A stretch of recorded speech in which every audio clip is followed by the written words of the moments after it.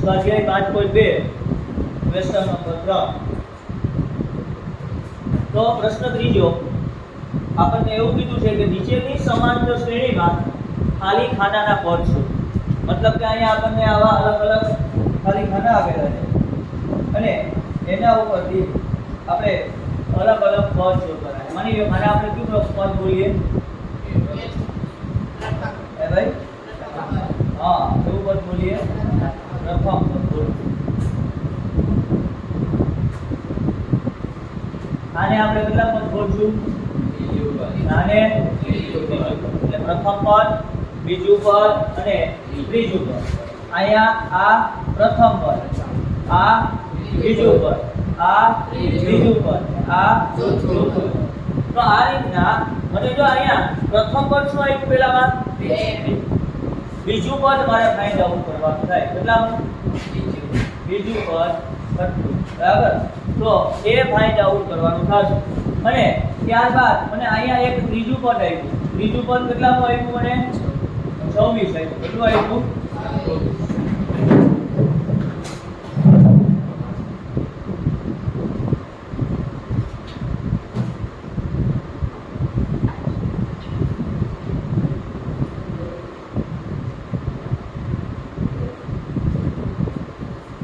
ત્રીજું પદ કેટલામાં આવ્યું આપણને?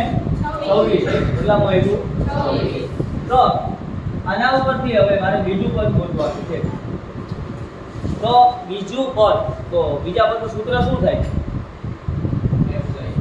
હા, a2 બરાબર શું થાય? a plus b. તો બીજું પદ આપણે ગોતવું હોય તો a plus b છે. તો મારા પાસે a આવ્યા મને આમાં કેટલા આવ્યા? d આવ્યા, d આવ્યા. ચલો કઈ વાંધો નહીં. એ ત્રીજું પદ, તો a3 નું સૂત્ર શું થાય? a plus મને a3 આવ્યા કેટલા આવ્યા? 2 આવ્યા મને કેટલા આવ્યા? એના ઉપર મને d મળી જાય તો મળી જાય. મતલબ કે મારે d ફાઇન્ડ આઉટ કરવાનું છે. શું ગોતવાનું છે? તો હું a3 નું સૂત્ર લખું કે a3 બરાબર a plus 2d. બરાબર. તો એમાં a3 મને કેટલા આવ્યા? 26. કેટલા આવ્યા? 26 આવ્યા. ચલો ત્યારબાદ a કેટલા આવ્યા આપણને?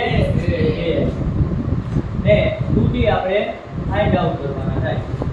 તો હવે આપણે 2d માં આ 2 છે એ પ્લસ છે, આ બાજુ આવે તો 26 માંથી 2 ગયા તો 24 બરાબર 2d. ચાલો હવે d મને મળી જાય એમ છે. આ 2 ગુણાકારમાં છે, આ બાજુ આવે તો d બરાબર 12/2. તો d બરાબર કેટલા થાય? 6. તો જો મને તફાવત મળી ગયો, d કેટલો મળ્યો મને? 6. તો હવે મને આ બીજું પદ એટલે કે a2 મળી જાય કે ન મળી જાય? કઈ રીતના? તો કે a2 બરાબર 1 + d. તો a કેટલા આવ્યા આપણને આમાં? 2 આવ્યા. કેટલા આવ્યા? 2. અને d કેટલા આવ્યા મને? 6 આવ્યા. તો 2 માં 6 નાખું તો જવાબ કેટલો આવશે? 8. હે હવે આ d છે બરાબર, 24/2 આવે ભાઈ બરાબર. તો 24/2 થાય જવાબ કેટલો આવશે? 12 આવે. કેટલો આવશે? 12. ત્યારબાદ અહીંયા d કેટલા આવ્યા આપણને? 12 આવ્યા. કેટલા આવ્યા? 12. 12 માં 2 નાખીએ તો જવાબ કેટલો આવશે? 14. કેટલો આવે? તો જોઈ શકો છો 2 માં 12 નાખ્યો તો 14 ને 14 માં 12 નાખો તો 26 થાય. કેટલો થાય? 26 થાય. ક્લિયર? ત્યારબાદ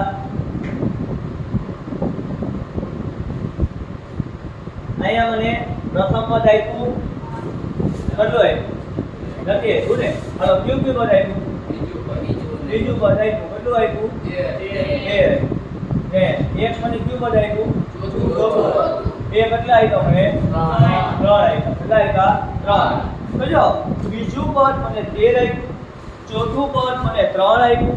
તો આપણે જોઈ શકીએ કે 13 થી સમાંતર શ્રેણી પહોંચી છે તો આમાં તફાવત છે ને એ આપણો માઇનસ હોઈ શકે કે ન હોઈ શકે? કેમ કે 13 થી 3 નીકળે તફાવત માઇનસ. પણ અહીંયા જો એક તો મને પ્રથમ પદ નથી હું નથી આપ્યું અને મને આમાં તફાવત નથી આવ્યું. આ બંને વસ્તુ મને આપેલી નથી. તો કઈ રીતના આનો ઉકેલ પડે? તો કે ચેપ્ટર નંબર 3 તમે દ્વિચલ સુરેખ સમીકરણમાં સ્વાધ્યાય 3.3 લોપ્સની રીતથી ઉકેલથી આપણે આનો ઉકેલ મેળવી શકીએ. બરાબર? તો જોઈએ કઈ આ a2 બરાબર 13 તો કે a2 નું સૂત્ર શું થાય? a2 બરાબર a + d થાય કે ન થાય? બરાબર? તો ચલો a + d. તો a2 કેટલા આપ્યા મને?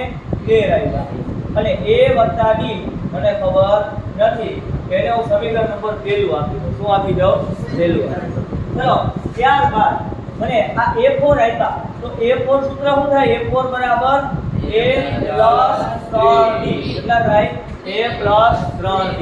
ચલો a4 કેટલા આપ્યા આપણને? અહીંયા 3 આપ્યા. કેટલા આપ્યા? 3 બરાબર a + gd. આ સમીકરણ નંબર બીજું મળી ગયું. કેટલા મળી ગયું? ચલો સમીકરણ 1 અને સમીકરણ 2 આ બંને સમીકરણ મને મળ્યા. હવે આ બંને સમીકરણનો આપણે લોપ કરવો પડે. શું કરવો પડે? લોપ. ચલો લખીએ સમીકરણ 1 અને 2 નો લોપ કરતા તમને બધાને હજી લોપ મેથડ આવડતી હશે નહીં. બરાબર? કઈ વાંધો નહીં, તે સમજી લઈએ. બરાબર? હવે પહેલું સમીકરણ છે જો અહીંયા a + d બરાબર 3 સોરી કેટલા છે? 13 અને બીજું સમીકરણ છે a + dd બરાબર 3. આ સમીકરણ પહેલું, આ સમીકરણ બીજું. હવે આનો આપણે લોપ કરવું હોય તો જોવાનું ભાઈ કે આ ચલ અહીંયા જો દ્વિચલ સુરેખ સમીકરણ નામ જ એવું છે. દ્વિ એટલે બે, ચલ વાળું સમીકરણ. તો અહીંયા પહેલો ચલ a છે, બીજો ચલ d છે.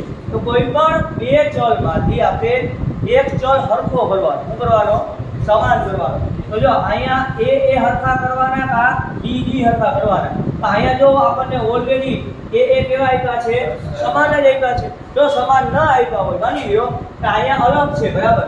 તો જો અહીંયા d છે ને અહીંયા 3d છે. તો અહીંયા મારે 3d કરવા હોય તો સમીકરણ 1 ને મારે 3 વખત ગુણવું પડે. એટલે કે 3 વડે ગુણવું પડે. બરાબર?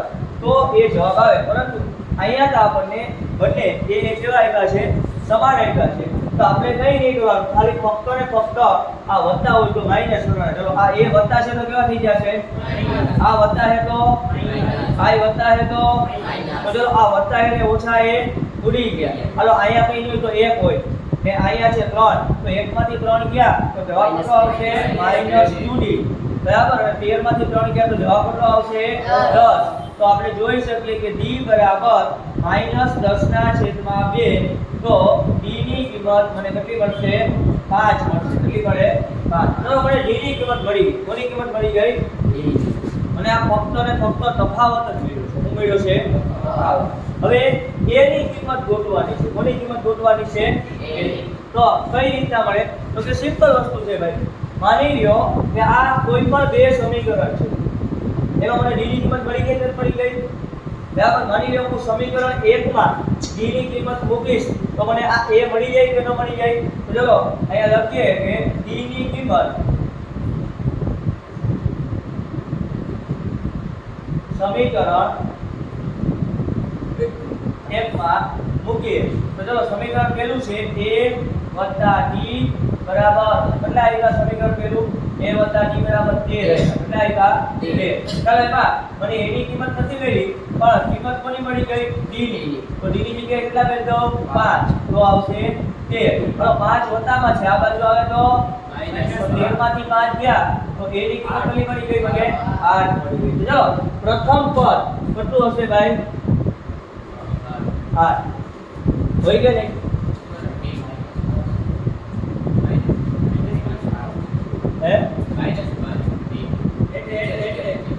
अच्छा हां d ની કિંમત આપણને ભાઈ -5 મળી હે ને? બરાબર? હા તો -5 છે, આ બાજુ આવે તો કેવા થઈ જશે? +5. તો 8 ને સોરી 13 ને 5 કેટલા થાય? 18 થાય. કેટલા થશે ભાઈ?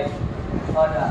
ચલો પ્રથમ પદ મને કેટલું મળ્યું 18 કેટલું મળ્યું 18 ચલો બીજું પદ કેટલું મળ્યું 13 ચલો હવે આપણે કયું પદ ગોતવાનું છે ત્રીજું કયું ગોતવાનું છે ભાઈ ત્રીજું તો a3 બરાબર a + 2d ચલો a ની કિંમત આપણને કેટલી મળી 18 વત્તાના વત્તા 2 ના 2 d ની કિંમત મને -5 કેટલી મળી -5 તો 18 ના 18 વત્તાના વત્તા 2 5 10 કેટલો આવ્યા -10 ચલો આ 18 વચ્ચે છે ઓછા તો 18 માંથી 10 ગયા તો જવાબ કેટલો આવશે 8 તો આ આપણને જવાબ મળી ગયો 8 કેટલો મળશે 8 તો 18 1 8 અને 3 આ મુજબનો દાખલો થાય લખી નાખો